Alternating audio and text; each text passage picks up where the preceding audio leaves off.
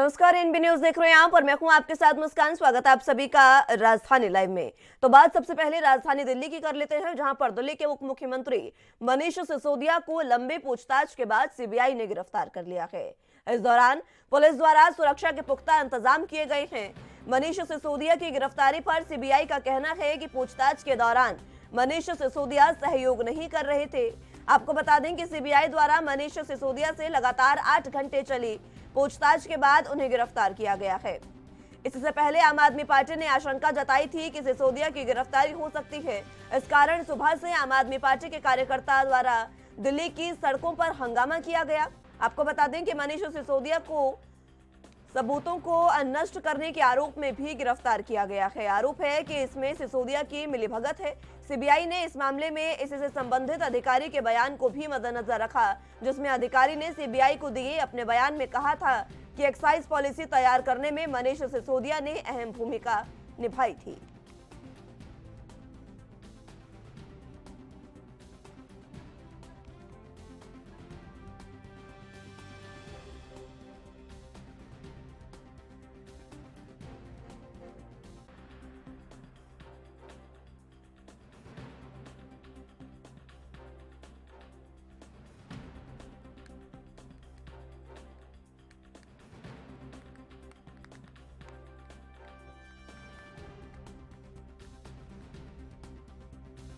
एक साल पहले आप मीडिया कर्मियों के माध्यम से सारे देश को बताया था कि सत्येंद्र जैन गिरफ्तार होने वाले हैं। भारतीय जनता पार्टी ने कहा आम आदमी पार्टी झूठ बोल रही है, सहानुभूति बटोरने की कोशिश कर रही है। ऐसा कुछ नहीं चल रहा। और कुछ दिनों बाद आपने देखा सत्येंद्र जैन साहब को गिरफ्तार कर लिया गया। हमने कहा कि अब टारगेट पे मनीष सिसोदिया हैं, आम आदमी पार्टी के दूसरे नंबर के नेता हैं, सरकार में दूसरे नंबर के नेता हैं। लोगों ने कहा आम आदमी पार्टी बिना बात झूठ बोलती है, ऐसा कुछ नहीं होने वाला। और आज आपके सामने है भारतीय जनता पार्टी की केंद्र सरकार के आदेश पर आज मनीष सिसोदिया जी को गिरफ्तार कर लिया गया। कहा जा रहा है मनीष सिसोदिया जी ने 10,000 करोड़ रुपए का घोटाला किया है। ये पूरा का पूरा जो नैरेटिव है झूठा है और हास्यास्पद है। और मैं आपको बताऊं कि जिस तरीके से केंद्र सरकार काम कर रही है, सारी की सारी एजेंसियां भारतीय जनता पार्टी के मुख्यालय में लिखी हुई स्क्रिप्ट के अनुसार काम कर रही हैं। कोई एजेंसी आज संविधान और कानून के हिसाब से काम नहीं कर रही। जो स्क्रिप्ट में लिखा है वैसा हो रहा है। एक समय था जब एजेंसी कानून के हिसाब से चला करती थी। पार्टियों में प्रकोष्ठ होते हैं, महिला प्रकोष्ठ, यूथ विंग। आज ये सारी की सारी agency CBI, ED, income tax, SEBI, सब की सब भारतीय जनता पार्टी के प्रकोष्ठ बन के रह गए हैं। इनको कानून से कोई लेना देना नहीं। इस खबर पर ज्यादा जानकारी के लिए दिल्ली से संवाददाता राजीव तिवारी हमारे साथ मौजूद हैं। राजीव, फिलहाल जिस तरीके से मनीष सिसोदिया की गिरफ्तारी की गई है, पहले ही सीबीआई हेडक्वार्टर जाने से पहले सिसोदिया ने यह कहा था कि आज मुझे गिरफ्तार कर लिया जाएगा। वो दावा कर रहे थे और वो सच भी साबित हुआ। हालांकि आरोप सीबीआई द्वारा लगाए गए हैं कि वो जांच में सहयोग नहीं कर रहे हैं। देखिए, यहाँ पर बात करें मनीष सिसोदिया की, बिल्कुल मनीष सिसोदिया लगातार कहीं ना कहीं यही कह रहे थे कि उनको गिरफ्तारी किया जा सकता है, उनको लगातार गिरफ्तार किया जाएगा। इस तरीके के सवाल जो थे वो बार बार आम आदमी पार्टी की तरफ से किए जा रहे थे। कल जिस तरीके से मनीष सिसोदिया अपने घर से निकलकर कह सकते हैं पार्टी कार्यालय पहुंचे, फिर उसके बाद में राजघाट पहुंचे, फिर उसके बाद में जो सीबीआई दफ्तर पहुंचे, मगर वहां पर जो सवालों का सिलसिला था वो उसमें बिल्कुल कहा गया है कि मनीष सिसोदिया जो है वो सवालों के जवाब में कहीं ना कहीं सही तरीके से कॉपरेट नहीं कर रहे हैं, जिसकी वजह से उनके ऊपर शंका बनती हुई नजर आई। और शाम होते होते कहीं ना कहीं ये भी कहा गया कि जो मनीष सिसोदिया है वो कहीं ना कहीं सबूतों को नष्ट करने के लिए इसलिए उनको गिरफ्तार किया गया। मगर लगातार कहीं ना कहीं ये प्रक्रिया बिल्कुल अपनाई जा रही थी और आम आदमी पार्टी की तरफ से बिल्कुल कहा जा रहा था कि जांच एजेंसियां जो है वो केंद्र सरकार के इशारे पे काम कर रही है, निष्पक्षता जांच नहीं की जा रही है, उन्होंने कोई घोटाला नहीं किया। मगर यहाँ पर सबूतों को नष्ट करने के तौर पर कहीं ना कहीं मनीष सिसोदिया को अब जेल में रहना होगा। मगर यहाँ पर आज बात करें तो आज उनको कह सकते हैं कोर्ट के अंदर बिल्कुल पेश किया जा सकता है और कितने दिनों के लिए उनको जेल में रहना होगा ये स्पष्ट किया जाएगा। मगर यहाँ पर जांच एजेंसियां जो है वो लगातार आबकारी की नीति को लेकर लगातार मनीष सिसोदिया से सवाल जवाब पूरे दिन करती रही, यानी कि लगभग 8 घंटे के करीब पूछताछ की गई। उसके अंदर भी मनीष सिसोदिया की तरफ से जितने जवाब दिए गए थे उससे सीबीआई जो थी वो संतुष्ट होती हुई नजर नहीं आई। मगर बाहर की बात करें तो आम आदमी पार्टी के तमाम कार्यकर्ता जो थे वो सीबीआई कार्यालय के बाहर पहुंचे हुए थे और लगातार कहीं ना कहीं प्रदर्शन किया जा रहा था, जांच एजेंसियों के खिलाफ भी प्रदर्शन किया गया। संजय सिंह को भी कहीं ना कहीं गिरफ्तार किया गया था।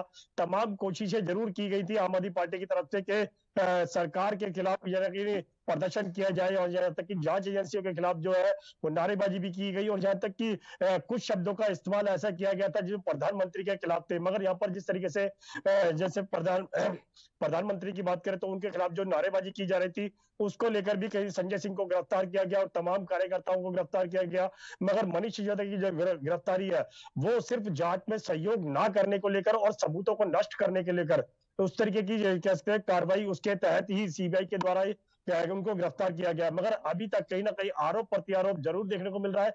आम आदमी पार्टी लगातार कहीं ना कहीं भाजपा के ऊपर आरोप लगा रही है कि जांच एजेंसियों का दुरुपयोग किया जा रहा है और भाजपा की तरफ से भी ये कहा जा रहा है कि जो भी दोषी होगा उसके ऊपर कार्रवाई की जाएगी, अगर दोषी नहीं है तो वो जांच में सहयोग करे। मगर जिस तरीके से मनीष सिसोदिया की कल गिरफ्तारी हुई है तो उससे कहीं ना कहीं बिल्कुल कहीं ना कहीं आम आदमी पार्टी जो थी वो कहीं ना कहीं निराश होती नहीं। उनको पता था कि मनीष सिसोदिया की गिरफ्तारी होगी, मगर गिरफ्तारी कहीं ना कहीं इस तरीके से होगी ये उनको अंदेशा नहीं था। जी राजीव, इसको लेकर गिरफ्तारी के खिलाफ आज आम आदमी पार्टी सड़कों पर उतरने जा रही है। आम आदमी पार्टी ने ऐलान किया था, कल भी पूरी सड़कों पर, दिल्ली की सड़कों पर आम आदमी पार्टी दिखी, कई नेताओं को हिरासत में भी लिया गया, संजय सिंह उसमें शामिल रहे और तमाम बड़े नेता उसमें शामिल रहे जिनको हिरासत में लिया गया। आज एक बार फिर से गिरफ्तारी के खिलाफ यहाँ पर प्रदर्शन दिल्ली में किया जाएगा। देखिए यहाँ पर बात करें आम आदमी पार्टी की तो आम आदमी पार्टी की तरफ से बिल्कुल कल प्रदर्शन देखने को मिला। यहाँ पर संजय सिंह की गिरफ्तारी हुई तो और नेताओं की गिरफ्तारी हुई, आतिशी भी की प्रदर्शन के अंदर मौजूद थी, राघव चड्ढा की बात करें और भागवत मान की बात करें तो वो भी कल शाम तक दिल्ली के अंदर आ चुके थे। मगर लगातार कहीं ना कहीं यही कोशिश की जा रही थी कि मनीष सिसोदिया की किसी तरीके से गिरफ्तारी ना हो। मगर यहाँ पर जिस तरीके से मनीष सिसोदिया जब घर से निकले थे तो उन्होंने कहा था कि मुझे अपने परिवार की चिंता है, वो अपनी माँ से मिले और यहाँ तक कि अपने परिवार से भी मिलकर गए। मगर अरविंद केजरीवाल की तरफ से बिल्कुल कहा गया कि उनको अपने परिवार की चिंता नहीं करनी है, बल्कि मैं पूरे देश के लिए उन्होंने विकास कार्य के जो तौर पर जाते कि बच्चों का भविष्य बनाने के लिए कहीं ना कहीं जो कदम उठाए वो कहीं ना कहीं सराहनीय है। मगर कहीं ना कहीं जो उनके परिवार की चिंता थी उसके लिए भी कहीं ना कहीं अरविंद केजरीवाल की तरफ से कहा गया कि उनकी परिवार की चिंता ना करें, वो हम सभी मौजूद है और आम आदमी पार्टी जो है वो उनके लिए बिल्कुल प्रयास करेगी और लगातार उनके परिवार को किसी भी तरीके की दिक्कत नहीं आने देंगे। मगर यहाँ पर जो कल प्रदर्शन देखने को मिला वो लगातार कहीं ना कहीं देखने को मिला, सीबीआई कार्यालय की बात करें या फिर कहें भाजपा कार्यालय की, तो वहां पर भी कहीं ना कहीं थोड़ा बहुत प्रदर्शन करने को देखने को मिला। मगर आज भी कहीं ना कहीं आम आदमी पार्टी जो है और भाजपा के खिलाफ जो है वो मोर्चा खोलती हुई नजर आएगी और लगातार कहीं ना कहीं जांच एजेंसियों के दुरुपयोग को लेकर भी कहीं ना कहीं सवाल जरूर खड़े किए जाएंगे। मगर आज भी कहीं ना कहीं भाजपा की तरफ से भी प्रेस वार्ता की जाएगी जिसके अंदर कहीं ना कहीं ये बताया जाएगा कि मनीष सिसोदिया ने जांच में सहयोग नहीं किया है, इसकी वजह से उनको गिरफ्तार किया गया है और सबूतों को जो नष्ट करने की बात की जा रही है, यानी कि डाटा जो डिलीट करने की बात की जा रही है, उसको लेकर भी आज जो है भाजपा की तरफ से भी कहीं ना कहीं पक्ष रखा जाएगा। मगर देखना होगा जांच एजेंसियां आज मनीष सिसोदिया को लेकर कोर्ट के अंदर किस तरीके से पेश होती है और कितने दिन का रिमांड मांगा जाएगा या कितने दिन की गिरफ्तारी मांगी जाएगी, उसमें ये तो खुलासा जो है वो सीबीआई ही कर पाएगी। जी राजीव, कोर्ट में भी आज पेश किया जाएगा मनीष सिसोदिया को और कोर्ट में पेश करने के बाद उनको किस तरीके से यहाँ पर आदेश कोर्ट के होंगे ये भी देखने वाली बात होगी। लेकिन उससे पहले पूरे तरीके से आम आदमी पार्टी में रोष का माहौल कहा जा सकता है। अभी आम आदमी पार्टी का प्रदर्शन कब शुरू होगा?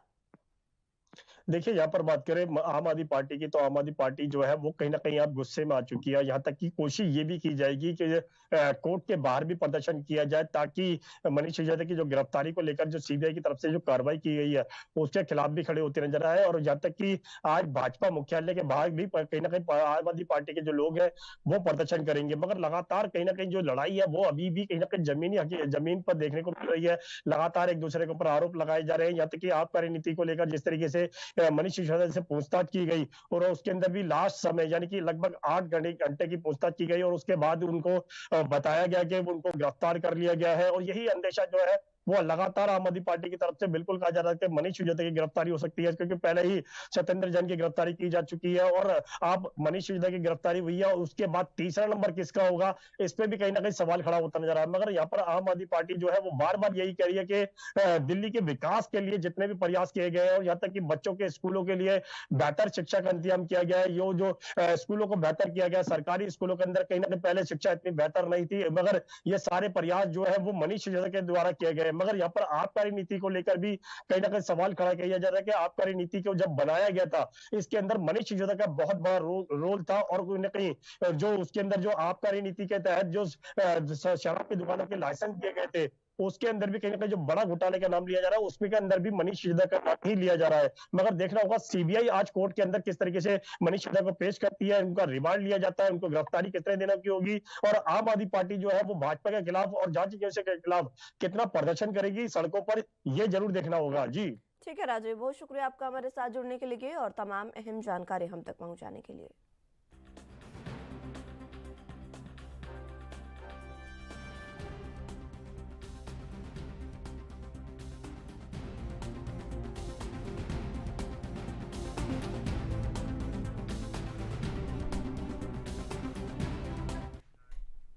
दिल्ली के कथित शराब नीति घोटाला मामले के जांच में सहयोग नहीं करने पर रविवार को उप मुख्यमंत्री मनीष सिसोदिया को गिरफ्तार कर लिया गया है। इसके बाद भारतीय जनता पार्टी ने प्रेस कॉन्फ्रेंस करके आम आदमी पार्टी पर हमला बोला। प्रेस कॉन्फ्रेंस के दौरान बीजेपी प्रवक्ता संबित पात्रा ने कहा कि पूरे विश्व का कोई ऐसा शिक्षा मंत्री नहीं होगा जो शराब घोटाले में जेल गया हो। जांच एजेंसी इमोशन पर काम नहीं करती है, तकनीकी पहलू पर जांच करती है। शराब मंत्री मनीष सिसोदिया ने शराब का घोटाला किया। मनीष सिसोदिया ने कमीशन के चक्कर में घोटाला किया है। शराब घोटाले में कमीशनखोरी की बदबू आ रही है। संबित पात्रा ने कहा कि अरविंद केजरीवाल जी कहते थे हम मोहल्ले मोहल्ले जाएंगे, वहां पर मोहल्ला पार्लियामेंट करेंगे, वहां सदन में पूछेंगे महिलाओं से कि आप क्या चाहती हैं, मोहल्ले में शराब की दुकानें बंद होनी चाहिए या खुलनी चाहिए। बहुत शराब के ठेके खुल रहे हैं मोहल्ले में, ये शराब के ठेके अगर महिलाएं कहेंगी तो बंद होने चाहिए तो बंद कर दिए जाएंगे। लेकिन अब ये घोटाला आम आदमी पार्टी की सरकार में उजागर हुआ।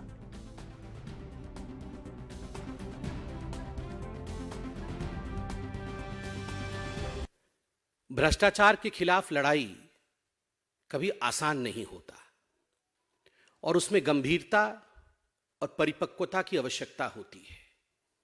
The fight against corruption needs a lot of seriousness and of course a lot of maturity. Party कहीं न कहीं अपनी शिक्षा नीति, अपने स्कूल, इनके विषयों को सामने लाकर मनीष सिसोदिया की रक्षा करने की कोशिश कर रहे हैं। मगर प्रश्न उठता है, शराब मंत्री मनीष सिसोदिया जी ने शराब का घोटाला किया या नहीं किया? क्या यह हकीकत नहीं है कि आज दिल्ली में बच्चा बच्चा ये जानता है कि आम आदमी पार्टी और मनीष सिसोदिया जी ने अपने कमीशन के चक्कर में, यह एक टेक्निकल विषय है, हर कोई जानता है कि जहां तक होलसेलर की कमीशन का विषय था, पहले जो कमीशन 2% का था, उस कमीशन को बढ़ा करके 12% का कमीशन किया गया था। इतना बड़ा इजाफा जो कमीशन का है, ये क्यों किया गया था? ताकि इस कमीशन से मोटा माल, मोटा फायदा, एक प्रॉफिट बैकडोर से आम आदमी पार्टी कमा सके। इस खबर पर ज्यादा जानकारी के लिए दिल्ली से संवाददाता शिवम पांडे हमारे साथ मौजूद हैं। शिवम, जिस तरीके से संबित पात्रा ने आरोप लगाए कि आम आदमी पार्टी पर, और ये कहा जा सकता है कि आम आदमी पार्टी और बीजेपी में जो तकरार है वो सिसोदिया की गिरफ्तारी के बाद और ज्यादा तेज हो गई है। बिल्कुल मुस्कान जी, आपने सही कहा कि कहीं ना कहीं देखा जाए कि मनीष सिसोदिया की गिरफ्तारी के बाद बीजेपी आरोप प्रत्यारोप की राजनीति इस समय दोनों पार्टियों में देखी जा रही है। आम आदमी पार्टी की बात कर ले, बीजेपी बात कर ले। कल मनीष गिरफ्तारी के बाद संबित पात्रा ने प्रेस कॉन्फ्रेंस किया और साथ ही साथ आम आदमी पार्टी पर जमकर हमला बोला और मनीष सिसोदिया पर जमकर हमला बोला। और साथ ही साथ बात किया जाए मुस्कान जी की जो गिरफ्तारी होने के बाद अब आज जो है आम आदमी पार्टी 12 बजे देशव्यापी धरना प्रदर्शन करने जा रही है। और साथ ही साथ संजय सिंह ने भी ट्विटर हैंडल पर लिखकर कहा कि ये धरना प्रदर्शन बड़ा होना चाहिए, क्योंकि कल रात में मनीष सिसोदिया ने सीबीआई हेडक्वार्टर में पूरी रात गुजारी। आज उनका मेडिकल कराया जाएगा और साथ ही साथ उनको राज्यवर्णीय कोर्ट में पेश किया जाएगा। ये सब पूरा जो प्रकरण है आज दिन भर ये चलेगा मुस्कान जी। लेकिन कहीं ना कहीं ये देखा जाए सियासत जो दिल्ली के अंदर इस समय चरम सीमा पे देखने को मिल रही, वहीं पंजाब के मुख्यमंत्री भगवंत मान ने भी कहीं ना कहीं बीजेपी पर जमकर हमला बोला। उन्होंने साथ ही कहा कि हमारी आम आदमी पार्टी इस समय उभरती हुई पार्टी है, इसको लगातार बीजेपी की नजर लगी हुई, इसको तोड़ने की कोशिश की जा रही है, मनीष सिसोदिया की गिरफ्तारी की जा रही है, लेकिन ऐसा कुछ नहीं होगा। हम एक मजबूत संगठन की तरह, एक मजबूत पार्टी की तरह आगे बढ़ेंगे और मनीष सिसोदिया को जल्द ही बाहर निकालने की कोशिश करेंगे। मुस्कान जी, जिस तरीके से सिसोदिया को गिरफ्तार किया गया है, आम आदमी पार्टी आज प्रदर्शन भी करने जा रही है, दूसरी ओर बीजेपी लगातार तंज कस रही है। संबित पात्रा ने साफ तौर पर कहा कि ऐसा कोई शिक्षा मंत्री नहीं होगा जो शराब घोटाले में जेल गया हो। और उधर अगर आम आदमी पार्टी की बात करें तो वो भी तकरार लगातार बढ़ती जा रही है। अब इस बीच अगर देखा जाए तो आज जो लगातार प्रदर्शन आम आदमी पार्टी का है, आज फिर से सड़कों पर प्रदर्शन है, क्या उसके खिलाफ बीजेपी प्रदर्शन करेगी? नहीं, बीजेपी मुस्कान जी सही ने आपने कहा कि बहुत सही कहा, क्योंकि बीजेपी लगातार सफाई दे रही कि अगर मनीष सिसोदिया आबकारी नीति में आरोपी है, इस वजह से उनको गिरफ्तार किया गया है, क्योंकि कोई भी शराब नीति का मामला हो उसमें मुख्य आरोपी मनीष सिसोदिया, क्योंकि बीजेपी लगातार आम आदमी पार्टी पर तंज कसती नजर आ रही। लेकिन वही आम आदमी पार्टी साफ तौर से बचाव कर रही है कि जांच पूरी करवा ली जाए, क्योंकि इससे पहले भी मनीष सिसोदिया के घर कई बार सीबीआई गई, कई बार ईडी गए, लेकिन जांच हुई, लेकिन अभी तक मनीष सिसोदिया के इस वक्त जबरदस्ती सीबीआई द्वारा गिरफ्तार किया गया। लेकिन ये पूरे प्रकरण को देखते हुए दिल्ली के अंदर जो सियासत में मुस्कान जी इस समय देखने को मिल रही है वो काफी चरम सीमा पे है। आम आदमी की पार्टी की बात कर ले या बीजेपी की बात कर ले, आज उसी को लेकर आम आदमी पार्टी लगभग 2 बजे यूपी के 75 जिलों में धरना प्रदर्शन करेगा और दिल्ली आम आदमी पार्टी के जो कार्यकर्ता है, जैसे बड़े नेता, वो भी बीजेपी मुख्यालय दिल्ली का घेराव करेंगे। साथ ही साथ नारे लगाएंगे कि जो मनीष सिसोदिया की गिरफ्तारी हुई है एक बेहद ठीक नहीं है, लेकिन उसको देखते हुए ये देखा जाए कि पूरी गंभीर होती हुई नजर आ रही। मुस्कान जी, ठीक है शिवम, बहुत शुक्रिया आपका हमारे साथ जुड़ने के लिए और तमाम अहम जानकारी हम तक पहुंचाने के लिए।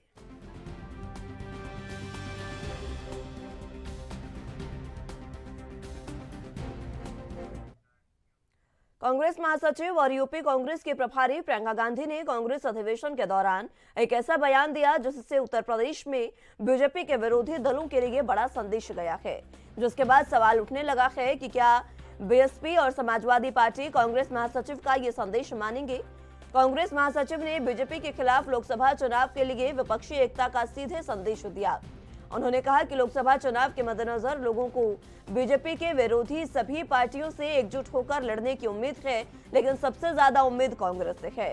प्रियंका गांधी ने कहा कि चुनाव में 1 साल बचे हैं, जितनी पार्टियां हैं जिनकी विचारधारा इनसे बीजेपी से विपरीत है, उनसे उम्मीद है कि एकजुट होकर लड़े, लेकिन सबसे ज्यादा उम्मीद कांग्रेस से है। उन्होंने कहा कि संगठन को लेकर कई चुनौतियां हैं जिनसे निपटना है और गांव-गांव तक जाकर लोगों से मिलना होगा।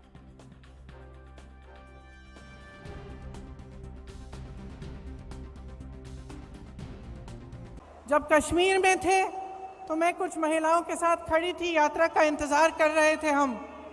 उन महिलाओं ने मुझे कहा कि 3 सालों से उनको घर से निकलने की हिम्मत नहीं थी, लेकिन इस यात्रा ने उन्हें हिम्मत दी, वे बाहर आए। तो ये हिम्मत दिलाना, ये हम कांग्रेस जनों का काम है। जो समझ रहे हैं कि देश में गलत हो रहा है, जो देश की राजनीति को देखकर समझ रहे हैं कि जो हो रहा है वो ठीक नहीं है, उनको एक प्लेटफॉर्म देना, उनकी आवाज़ को बुलंद करना हमारा काम है। जो नहीं समझ रहे हैं उन्हें भी समझाना, उनके पास जाना हमारा काम है। तो ये एक बहुत बड़ी जिम्मेदारी है। हमें अपने गिले शिकवे अलग करने पड़ेंगे, एकजुट होकर लड़ना पड़ेगा। हमें दिखाना पड़ेगा इस देश को कि आज नौजवानों के पास रोजगार नहीं है। जितने भी विज्ञापन हैं, जो भी दिखा रहे हों, जहां जहां हम जाते हैं रोजगार नहीं है। रोजगार क्या, जो नौजवान परीक्षा देते हैं भर्ती के लिए, वो घोटालों में उलझे हुए हैं, उसके लिए क्या प्रस्ताव है हमारा? ये कांग्रेस पार्टी इन 3 दिनों से जितने भी प्रस्ताव ला रही है, जैसे किसानों के लिए मैं आज पढ़ रही थी कि एक प्रस्ताव है कि न्याय योजना की तरह हमें किसानों के लिए एक योजना बनानी है। तो ये सब बातें पब्लिक तक पहुंचाना हमारा काम।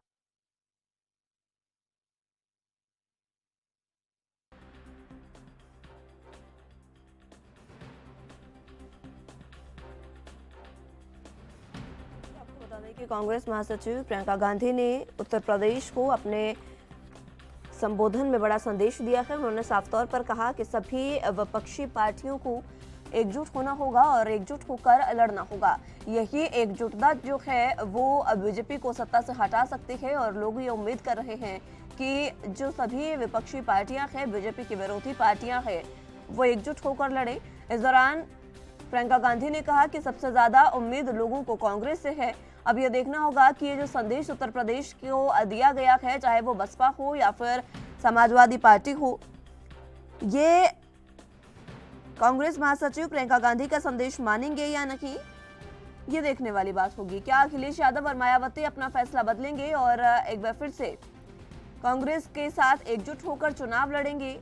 क्योंकि लोकसभा चुनाव नजदीक है। प्रियंका गांधी ने साफ कहा कि लोकसभा चुनावों में एकजुट होकर लड़ेंगे, तभी अब बीजेपी को मात दी जा सकती है और बीजेपी को मात देना ही जनता का भरोसा है सभी पार्टियों पर। इसीलिए प्रियंका गांधी ने कहा कि सभी विरोधी पार्टियां जो है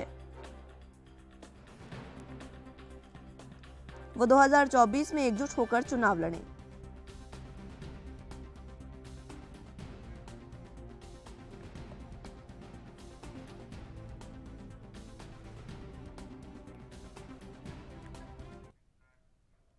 इस खबर पर ज्यादा जानकारी के लिए लखनऊ से संवाददाता जितेंद्र चौहान हमारे साथ मौजूद हैं।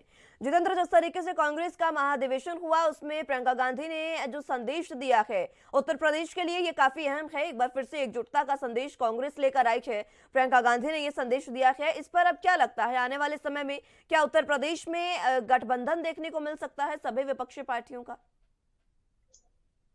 देखिए, राजनीति में कुछ भी जायज है, क्योंकि 2024 का चुनाव नजदीक है और चुनाव को देखते हुए उत्तर प्रदेश सबसे बड़ा राज्य है।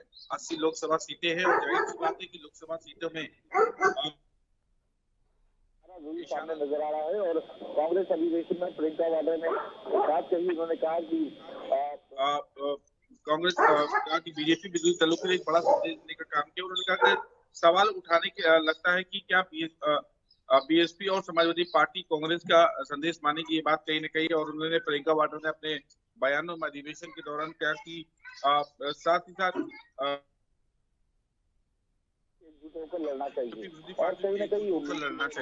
और कहीं न कहीं उम्मीद भी है। लेकिन सबसे बड़ी उम्मीद जो है वो कांग्रेस से है और इसको देखते हुए प्रियंका वाड्रा ने उत्तर प्रदेश की जो भारतीय जनता पार्टी के जो विरोधी दल है उनसे कहीं न कहीं एकजुट होने की बात कही है और एक संदेश देने का काम किया है। और प्रियंका वाड्रा ने कहा कि चुनाव के 1 साल बचे हैं, जितनी भी पार्टियां अपनी उनकी विचारधारा उनसे उम्मीद चुनाव लड़ेंगे, लेकिन सबसे ज्यादा उम्मीद कांग्रेस से है। और उन्होंने कहा कि संगठन को लेकर कई चुनाव जाकर लोगों को मिलना होगा, लोगों के बीच जाना होगा, साथ ही साथ कार्यकर्ता को संदेश देने का भी काम कहीं न कहीं प्रियंका वाड्रा ने कहा कि पार्टी का संदेश है सरकार की विफलताओं को लोगों तक पहुंचाने का काम। राहुल गांधी ने भारत जोड़ो यात्रा से कांग्रेस की विचारधारा की लंबी लकीरें खींच दी है और साथ ही इस बयान पे सबसे ज्यादा साथ ही इस बयान पे सबसे ज्यादा सीधा ये कहा सकता है कि संदेश सपा और बसपा को माना जा रहा है, क्योंकि राजनीति जानकार ये बात को कह रहे हैं कि केंद्र सरकार का रास्ता यूपी से होकर गुजरता है। ऐसे में अगर बीजेपी के खिलाफ यूपी में कांग्रेस विपक्षी दलों को एक कर पाएगी तो इस और अगर ऐसा होता है तो बीजेपी की जो टेंशन है वो कहीं ना कहीं बढ़ जाती है। जो टेंशन है वो कहीं ना कहीं बढ़ जाती है और प्रियंका वाड्रा के संदेश से विरोधी दलों के लिए एक राजनीति गठबंधन के आसार भी कहीं ना कहीं नजर आ रहे हैं। इस मन में पहले ही और दल से गठबंधन नहीं करने का ऐलान किया था, जिसके बाद कहीं ना कहीं अब गठबंधन करने के लिए एक बड़ा फैसला बदलना होगा। ऐसा लेकर प्रियंका वाड्रा ने मंच से कांग्रेस अधिवेशन के दौरान कहा, क्योंकि अखिलेश यादव की पार्टी का गठबंधन हुआ था, जिसके बाद कहीं ना कहीं 14 सीटें जीती गई थी और उस सीटों पर कहीं ना कहीं दोनों के बीच तलख्खी आ गई थी और दोनों ने ही ऐलान किया था कि चाहे बसपा हो अकेले चुनाव। बसपा सुप्रीमो मायावती ने अपने जन्मदिन के भी दिन कहा था कि लोकसभा चुनाव अकेले लड़ेंगी, लेकिन यूपी में आसार ये कह सकते हैं, राजनीति में आसार बहुत सारे होते हैं। अब क्या 2024 की रणनीति होगी? हालांकि प्रियंका वाड्रा ने एक संदेश देने का काम जरूर किया है विपक्षी पार्टी को कि जो भी भारतीय जनता पार्टी की जो विचारधारा है उसके विपरीत जो पार्टी चलती है उनको एकजुट होकर लड़ना होगा। ठीक है जितेंद्र, बहुत शुक्रिया आपका हमारे साथ जुड़ने के लिए और तमाम अहम जानकारी हम तक पहुंचाने के लिए।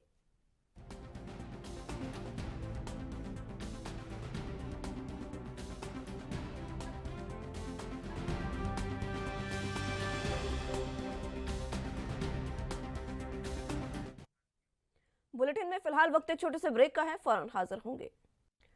ब्रेक के बाद एक बार फिर से स्वागत है आप सभी का। तो अगली अहम खबरों की ओर रुख करते हैं। छत्तीसगढ़ के रायपुर में चल रहे कांग्रेस के 3 दिवसीय महाधिवेशन का रविवार को आखिरी दिन रहा। इस दौरान राहुल गांधी ने कहा कि कांग्रेस का सत्याग्रह बीजेपी के सत्याग्रह से जीतेगा। वो सत्ता के लिए कुछ भी करेंगे, हम सत्य के सहारे लड़ेंगे और जीतेंगे भी। उन्होंने अधिवेशन को संबोधित करते हुए कहा कि भारत जोड़ो यात्रा के दौरान देश के सभी तबके से हम मिले हैं। इस दौरान मैंने भारत जोड़ो यात्रा से बहुत कुछ सीखा। उन्होंने कहा कि यात्रा से मुझे बहुत प्यार मिला है। 52 साल से मेरा घर नहीं है, लेकिन जब कश्मीर पहुंचा तो अपने घर जैसा लगा। राहुल गांधी ने कहा कि मैं सोचता था कि फिट हूं, 20-25 किलोमीटर चल लूंगा, लेकिन यात्रा शुरू होते ही घुटने का पुराना दर्द लौट आया और 10-15 दिन में मेरा अहंकार खत्म हो गया। भारत माता ने मुझे संदेश दिया कि तुम अगर कन्याकुमारी से कश्मीर तक चलने निकले हो तो दिल से अहंकार मिटाओ, वरना मत चलो।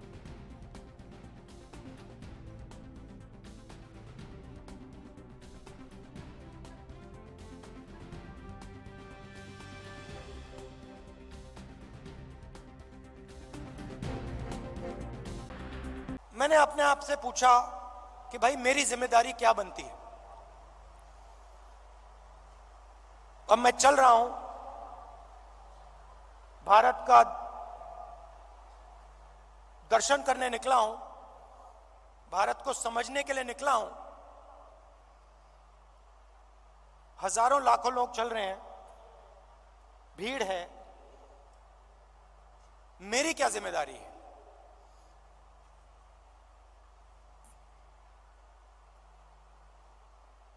मैंने थोड़ी देर सोचा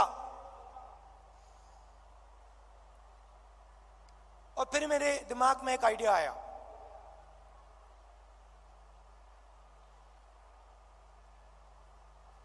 मेरे ऑफिस के लोगों को मैंने बुलाया जो मेरे साथ थे, मेरे साथ चल रहे थे। मैंने उनको कहा देखिए यहां पे हजारों लोग चल रहे हैं, धक्का लगेगा, लोगों को चोट लगेगी, बहुत भीड़ है। हमें एक काम करना है, मेरे साइड में, मेरे सामने 20-25 फुट आगे, इस तरफ 20-25 फुट, इस तरफ 20-25 फुट, ये जो जगह है, ये जो खाली जगह है जिसमें हिंदुस्तान के लोग आएंगे, हमसे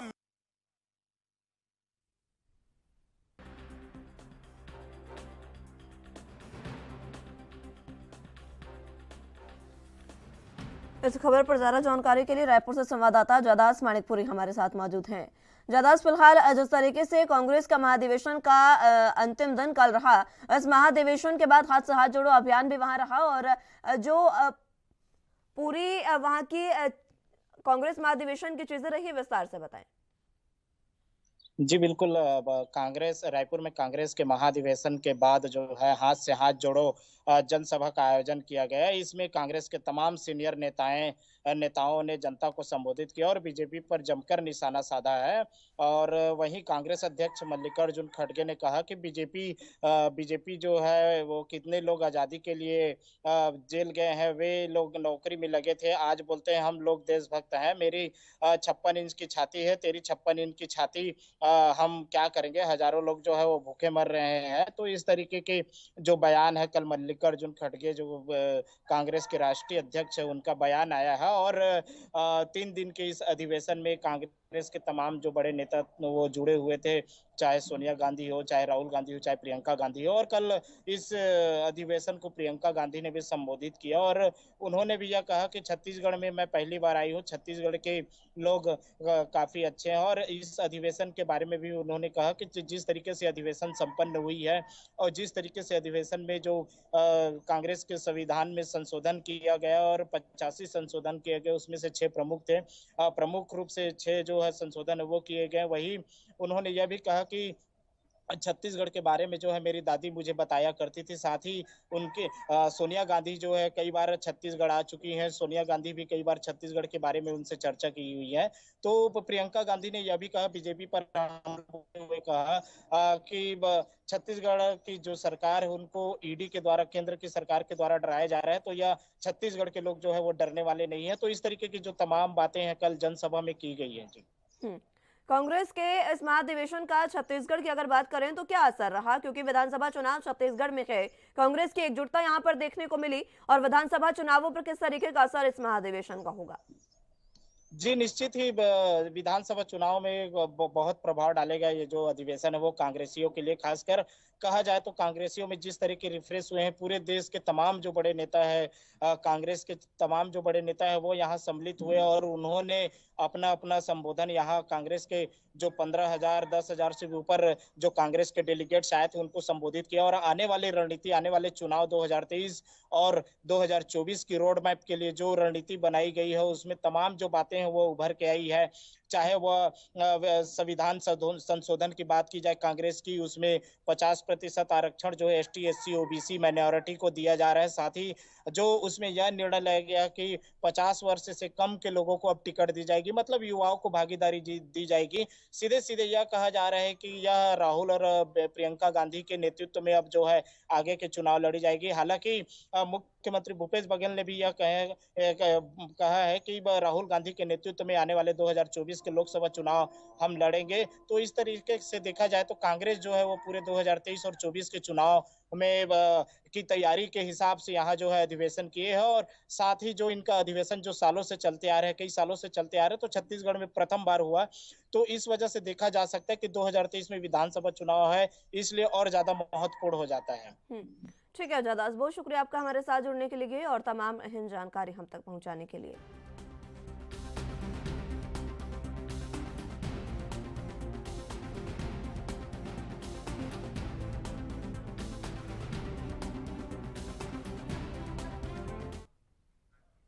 पंजाब के मुख्यमंत्री भगवंत मान ने प्रण लेते हुए कहा कि राज्य में कानून व्यवस्था हर कीमत पर कायम रखी जाएगी और किसी को भी राज्य में सख्त मेहनत कर हासिल की गई शांति को भंग करने की इजाजत नहीं दी जाएगी। पत्रकारों के साथ बातचीत करते हुए मुख्यमंत्री ने कहा कि पंजाब के लोगों को अतीत में काले दौर की बहुत बड़ी कीमत चुकानी पड़ी है, जिस कारण लोग शांति और विकास चाहते हैं। उन्होंने कहा कि किसी को भी राज्य की शांति भंग करने की इजाजत नहीं दी जाएगी। भगवंत मान ने कहा कि कुछ फूट डालने वाली ताकतें राज्य की शांति और विकास को पटरी से उतारने की भद्दी चालें चल रही है, लेकिन ऐसे लोगों के नापाक मंसूबे सफल नहीं होंगे। मुख्यमंत्री ने सख्त लहजे में कहा कि पुलिस थाने में दाखिल होने के लिए शर्मनाक ढंग से पवित्र श्री गुरु ग्रंथ साहिब जी का आसरा लेने वाले लोग पंजाब के वारिस नहीं हो सकते।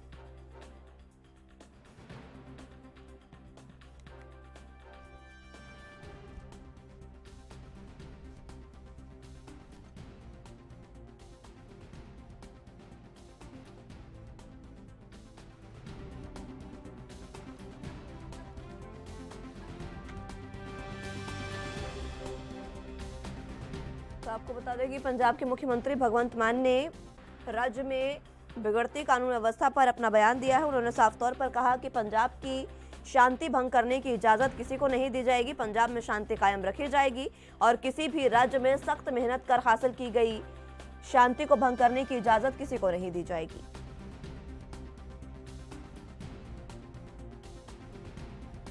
इस खबर पर ज्यादा जानकारी के लिए चंडीगढ़ से संवाददाता अमित सेठी हमारे साथ मौजूद हैं।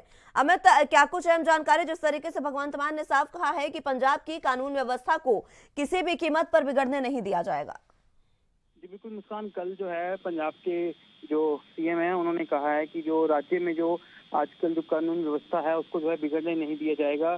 कुछ शरारती अंसर हैं जो कानून व्यवस्था को जो है बिगाड़ना चाहते हैं, मगर उन पर भी जो है नकेल कसी जाएगी। जी, इसी के साथ उन्होंने अमृतपाल सिंह पर भी निशाना साधा। उन्होंने कहा कि वो लोग पंजाब के वारिस नहीं हो सकते जो श्री गुरु ग्रंथ साहिब का आसरा शर्मनाक ढंग से लें। जी बिल्कुल, जो अभी जो घटना जो जिस तरह से वापरी है उसके बाद जो है जो पंजाब के सीएम हैं उन्होंने बिल्कुल ये बोला है कि जो लोग पंजाब के लिए सही नहीं सोचते हैं वो पंजाब के वारिस जो है नहीं हो सकते हैं। ठीक है अमित, बहुत शुक्रिया आपका हमारे साथ जुड़ने के लिए और तमाम अहम जानकारी हम तक पहुंचाने के लिए।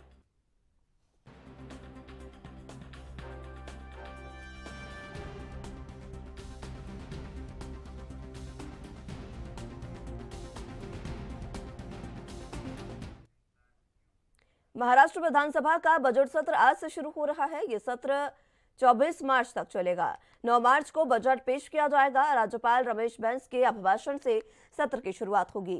विधानसभा सत्र शुरू होने की पूर्व संध्या को आयोजित चायपान के कार्यक्रम का विपक्ष ने बहिष्कार किया। चायपान के कार्यक्रम में CM Eknath Shinde, deputy CM Devendra Fadnavis समेत मंत्री और सत्ताधारी दल के विधायक मौजूद रहे। इसके बाद शिंदे फडणवीस ने संयुक्त प्रेस कॉन्फ्रेंस को संबोधित किया। इस कार्यक्रम में सीएम शिंदे ने विपक्ष पर जमकर कटाक्ष किया। देवेंद्र फडणवीस से भी पार्टियों से लोकायुक्त कानून पारित करने के लिए एक साथ आने की अपील की है। विपक्ष द्वारा चायपान का बहिष्कार किए जाने पर अपनी प्रतिक्रिया देते हुए सीएम शिंदे ने कहा कि उन्होंने चायपान का बहिष्कार किया, ये अच्छा ही हुआ। सत्ता जाने की वजह से विपक्ष हताश हो गया है, इसलिए बहिष्कार की वजह समझी जा सकती है। लोकतंत्र में बहुमत की अहमियत है। हमारी सरकार बहुमत की सरकार है। विपक्ष सकारात्मक मुद्दे उठाए, उस पर चर्चा की जाएगी। इधर महाविकास आघाड़ी के प्रतिनिधि मंडल की महाराष्ट्र के राज्यपाल रमेश बैस से मुलाकात की। महाविकास आघाड़ी की ये पहली मुलाकात है। ये मुलाकात कई मायनों में काफी महत्वपूर्ण रही, जिसमें शिवसेना का नाम और निशान जाने के बाद राज्यपाल से यह मुलाकात हुई।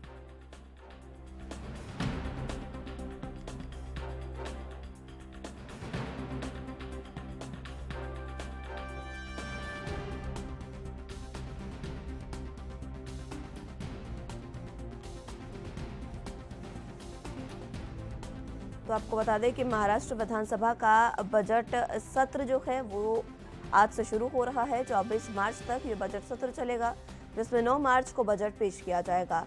इस दौरान राज्यपाल रमेश बैस के अभिभाषण के साथ ही सत्र की शुरुआत होगी। हालांकि सत्र की पूर्व संध्या पर चायपान का आयोजन किया गया था। सभी पार्टियों के लिए सर्वदलीय बैठक का आयोजन किया गया था, लेकिन विपक्ष ने इसका बहिष्कार किया। इसको लेकर डिप्टी सीएम देवेंद्र फडणवीस और एकनाथ शिंदे ने संयुक्त प्रेस कॉन्फ्रेंस की और सीएम शिंदे ने इस दौरान विपक्ष पर जमकर कटाक्ष किया। उन्होंने कहा कि जिस तरीके से विपक्ष जो है अब सत्ता से गया है तो उनकी नाराजगी जो है वो समझी जा सकती है।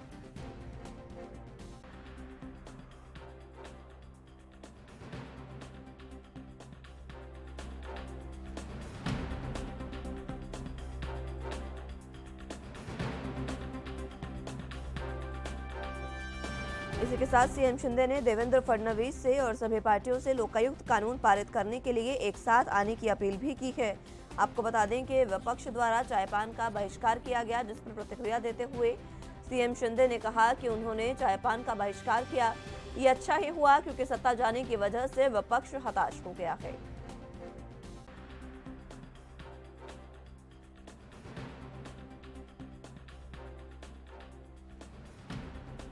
इसी के साथ आपको बता दें कि पूर्व संध्या पर ही महाविकास आघाड़ी के प्रतिनिधिमंडल की महाराष्ट्र के राज्यपाल रमेश बैस से मुलाकात हुई। महाविकास आघाड़ी के प्रतिनिधिमंडल ने राज्यपाल से मुलाकात की और अपनी बातों को उनके आगे रखा, उनके समक्ष रखा। हालांकि इसमें काफी मुद्दों पर चर्चा हुई। महत्वपूर्ण मुद्दा इसमें से शिवसेना का नाम और निशान जाने का रहा।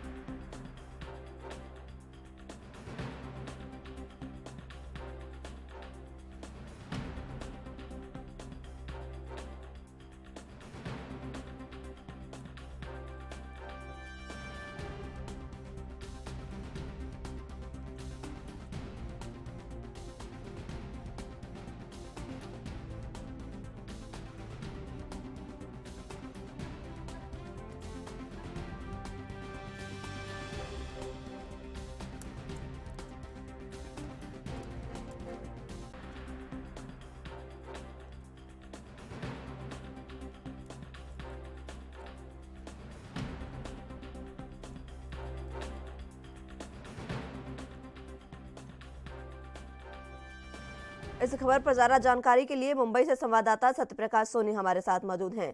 सत्यप्रकाश, फिलहाल जिस तरीके से आज महाराष्ट्र के बजट सत्र की शुरुआत हो रही है और बजट सत्र की पूर्व संध्या पर कई जो बातें हैं, वारदात है, वो सामने आई है, जिसमें सबसे पहले चायपान का आयोजन किया गया जिसका विपक्ष ने बहिष्कार किया और इसी के साथ महाविकास आघाड़ी का प्रतिनिधिमंडल राज्यपाल से भी मिला।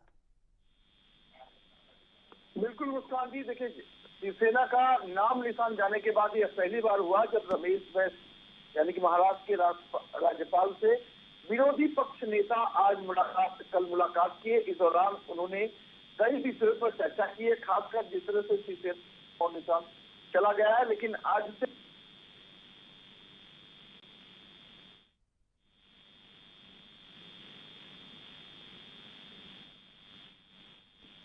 सरकार चल रही है, मंत्रिमंडल का अभी तक विस्तार नहीं हुआ, उसको लेकर कही गई ये बातें कही गई। ठीक है सत्यप्रकाश, बहुत शुक्रिया आपका हमारे साथ जुड़ने के लिए और तमाम अहम जानकारी हम तक पहुंचाने के लिए।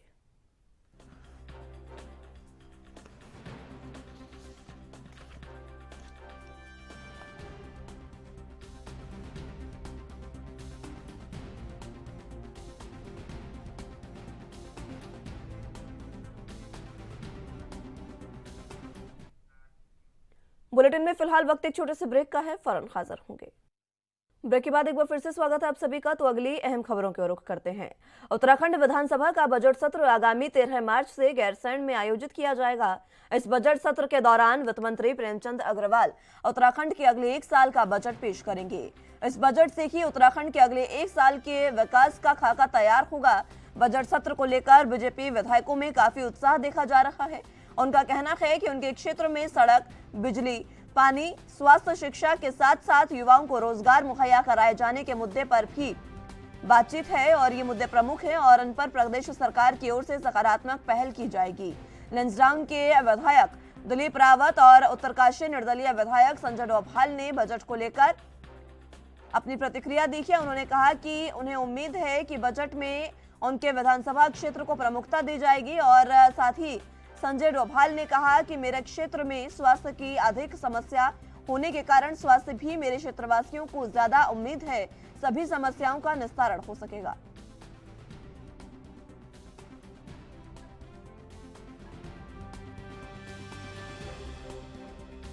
की तैयारियां हैं, आपके क्या प्रश्न रहेंगे, कौन सी समस्याएं आपके क्षेत्र में जिनसे कि विधानसभा में उठाने? देखिए, हमारे क्षेत्र की विभिन्न समस्याएं होती हैं और मैं समझता हूं कि विकास के लिए समस्याएं होनी भी जरूरी है, क्योंकि आप तभी हम आगे बढ़ते हैं। और अभी हमारी जो विशेषकर इस समय पहाड़ में तो सड़कों का ही ज्यादा विशेषकर है और स्वास्थ्य से, तो उसी पे केंद्रित हमने ज्यादा सवाल किए। समस्याएं हैं, चाहे उस पे आप शिक्षा पे भी हमने क्वेश्चन लगाया है, स्वास्थ्य पे भी और रोजगार के लिए भी, कि शिक्षा के लिए हमारे जो जैसे अध्यापकों की कमी है या कहीं पे स्कूल वगैरह टूटे हुए हैं उसके लिए, और अध्यापकों में भी बहुत कमी है पूरी यमुनोत्री विधानसभा में, चाहे प्राथमिक विद्यालय है, चाहे इंटर कॉलेज है, सभी जगह, चाहे डिग्री कॉलेज है। और रोड हो गई, क्योंकि चार धाम यात्रा का रूट है, और चार धाम यमुनोत्री पहला पड़ाव भी चार धाम का वही है, उसके लिए भी हमने हो गया है। और आशा है कि हमारे वही स्वास्थ्य है, रोजगार है, कि मैं पहले भी स्वरोजगार की बात करता आया हूँ। तो मेरे माननीय मुख्यमंत्री जी से हमने ये बोला है कि भाई जो हमारे क्षेत्र में स्वरोजगार के लिए, चाहे एप्पल मिशन हो या नकदी फसलों का के लिए सरकार क्या करेगी, इन्हीं चीज़ों के लिए हमने ज़्यादातर प्रश्न लगाए हैं। आपके यहाँ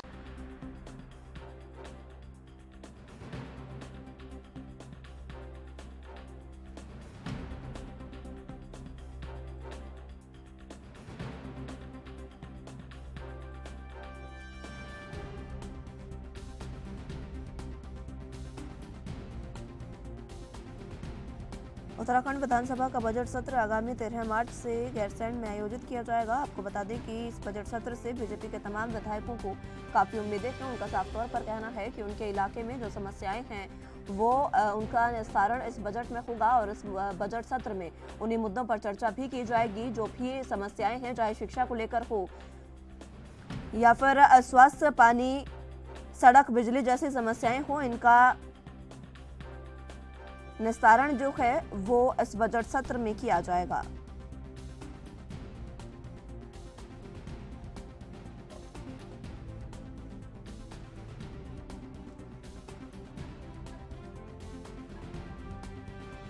इस खबर पर ज्यादा जानकारी के लिए संवाददाता अमित चौधरी हमारे साथ मौजूद हैं। अमित, फिलहाल जिस तरीके से बजट सत्र की शुरुआत होने जा रही है और इस बजट सत्र से सभी विधायकों को काफी उम्मीदें जता रहे हैं। बिल्कुल मुस्कान, आपको बता दूं केंद्र सरकार के बजट आने के बाद से अब उत्तराखंड में ही बजट को लेकर तैयारी तेज हो गई है। उत्तराखंड में ये जो बजट सत्र है 13 मार्च से बजट की शुरुआत होगी और अगर सूत्रों की जो माने तो खबर के मुताबिक धामी सरकार का ये बजट सत्र 24 मार्च तक चलेगा। इसके साथ ही धामी सरकार का बजट प्रदेश की ग्रीष्मकालीन राजधानी गैरसैंण में आयोजित होने जा रहा है। इसको लेकर तैयारियां हालांकि तेज कर दी गई है और वहीं अगर खबरों की माने तो 13 से 24 मार्च तक को ये बजट चलने वाला 2 सप्ताह की जो है यहाँ पर तैयारी जो है 2 सप्ताह तक करना है बजट और उसको लेकर लगातार तैयारी तेज हो चुकी है। और इसी बजट को लेकर के भले ही सत्ताधारी जो विधायक हो उनकी बात की जाए या विपक्ष के जो विधायक उनकी बात की जाए, सभी को बेहद उम्मीद है क्योंकि राज्य में कई प्रकार की समस्या है और इस बजट सत्र में जो समस्या है उनका निदान कहीं ना कहीं हो पाए उसको लेकर के धामी सरकार से उम्मीदें हैं सभी विधायकों को और उसको लेकर के लोग अपने क्षेत्र की जो समस्या है उनको लेकर के लगातार मिलते आ चुके हैं और बातचीत लगातार उनकी चल रही है। ठीक है अमित, बहुत शुक्रिया आपका हमारे साथ जुड़ने के लिए और तमाम अहम जानकारी हम तक पहुंचाने के लिए।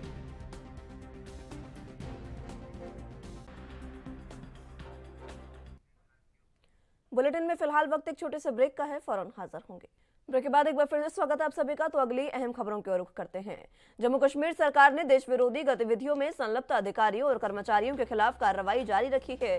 रविवार को देश विरोधी गतिविधियों में संलिप्तता के आरोप में 3 कर्मचारियों को बर्खास्त कर दिया गया। इन कर्मचारियों में एक जूनियर इंजीनियर और शिक्षक भी शामिल है। यह कार्रवाई भारत के संविधान के अनुच्छेद 311 के तहत की गई है। इस खबर पर ज्यादा जानकारी के लिए संवाददाता रविंद्र श्रीवास्तव हमारे साथ जम्मू कश्मीर से मौजूद हैं। रविंद्र, जिस तरीके से यहाँ पर कार्रवाई की गई है पुलिस सरकार द्वारा और अधिकारियों और कर्मचारियों पर गाज गिरी है, क्या कुछ अहम जानकारी?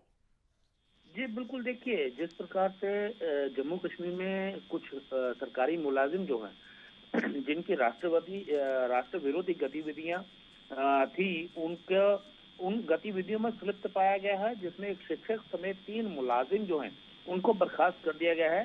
प्रदेश सरकार ने राष्ट्र विरोधी गतिविधियों में शामिल शिक्षक आरिफ शेख, ये वही आरिफ शेख है जिसने नरवाल के अंदर ब्लास्ट किए थे 2, जिसमें 7 से 8 लोग जो हैं वो घायल हुए थे, जिनका इलाज बाकायदा जम्मू के मेडिकल कॉलेज में चला था। इसकी संलिप्तता पाई गई और सामान्य प्रशासनिक विभाग के आयुक्त संजीव वर्मा ने बाकायदा एक सरकारी आदेश निकाला और इन मुलाजिम को खिलाफ जो है कार्रवाई की गई है। रियासी जिले के रहने वाले आरिफ शेख जो है जिनका नरवाल बम विस्फोट में हाथ पाया गया और खास करके माता वैष्णो देवी के यात्रियों की बस के अंदर भी उसकी संलिप्तता पाई गई, तो उसके खिलाफ कार्रवाई करते हुए उनको उस शिक्षक को बर्खास्त किया है। वहीं कश्मीर के बांदीपुरा में लोक निर्माण विभाग के जूनियर इंजीनियर मंजूर अहमद और कुपवाड़ा जिले के समाज कल्याण विभाग में चपरासी जो हैं सईद सलीम अंद्राबी को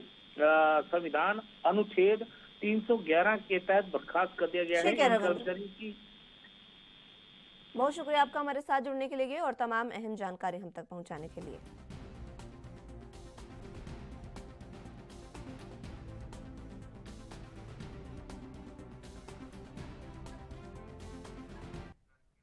फिलहाल के लिए मेरे साथ इस बुलेटिन में बस इतना ही। तमाम अहम खबरों के लिए आप देखते रहिए ANB न्यूज। नमस्कार।